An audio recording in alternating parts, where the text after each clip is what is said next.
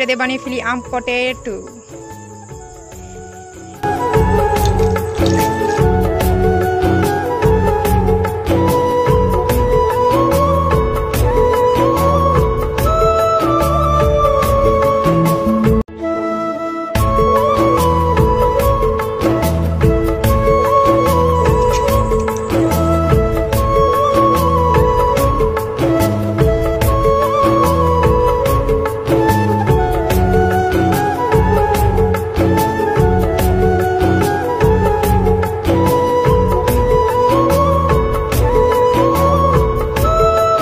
পানি থাকা যাবে না, টিস্যু দিয়ে চেপে চেপে সবগুলো পানি শুকিয়ে ফেলতে হবে।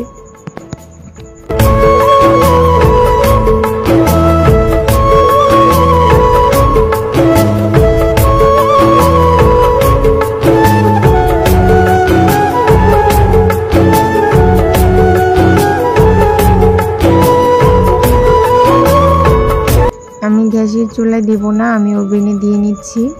আপনারা চাইলে গ্যাসের চুলায় তেলেও ফ্রাই করতে পারেন, আপনাদের ইচ্ছা। আমি 20 মিনিটের মতো ওভেনে রেখেছিলাম। এই দেখেন অনেক সুন্দর ফ্রাই হয়ে এসেছে, অনেক মুচমুচে। আপনারা তো বুঝতেই পারতেছেন কেমন মুচমুচে, আওয়াজ তো হচ্ছেই।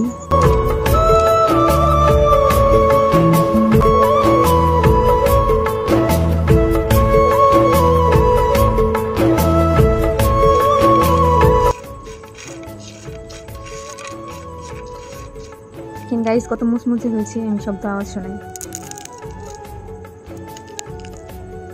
দেখেছেন কত মুচমুচে হয়েছে? আপনি একদিন বাসায় ট্রাই করে দেখবেন। আমের চিপস,